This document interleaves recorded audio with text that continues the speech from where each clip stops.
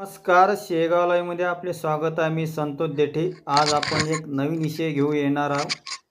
थोड्याच वेळात विषयाला नमस्कार सुरुवात होणार. मंडळी, आज आपण बघूया वट सावित्री निमित्त वटपौर्णिमेचे महत्त्व आणि आध्यात्मिक सत्य.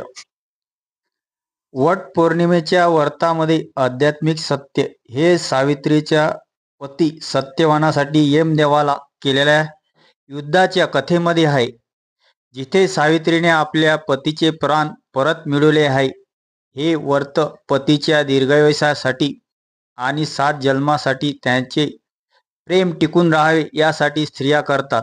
तसेच वडाच्या झाडाला प्रदक्षिणा करणे हे एक सत्य आणि एक निष्ठतेचे प्रतीक आहे. वट पौर्णिमेच्या व्रतातील आध्यात्मिक सत्य. सावित्रीचे सत्य आणि प्रेम. सावित्रीने यमासोबत केलेल्या युद्धाने सत्य आणि प्रेम यांचा विजय दर्शविला.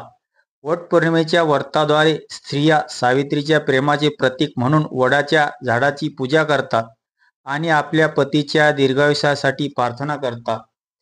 वडाचे महत्त्व. वडाचे झाड हे भारतीय संस्कृतीत खूप महत्त्वाचे आहे. ते ब्रह्मा, विष्णू आणि महेश यांचे निवासस्थान मानले जाते. वटपौर्णिमेच्या दिवशी वडाच्या झाडाला 7 प्रदक्षिणा करणे हे 7 जन्माच्या प्रेमाचे प्रतीक मानले जाते. व्रत आणि श्रद्धा.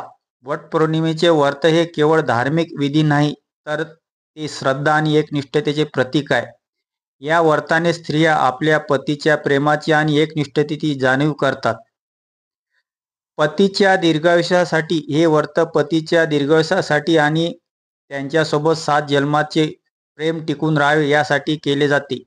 वटपौर्णिमेच्या पूजेद्वारे स्त्रिया आपल्या पतीच्या सुखासाठी आणि आरोग्यासाठी प्रार्थना करतात. वटपौर्णिमा हे केवळ एक धार्मिक व्रत नाही, तर हे नात्याची घट्ट वीण दर्शवणारे आणि श्रद्धेची गाठ बांधणारे एक दिव्य प्रतीक आहे, जिथे प्रेम आणि सत्य याचा विजय होतो. धन्यवाद.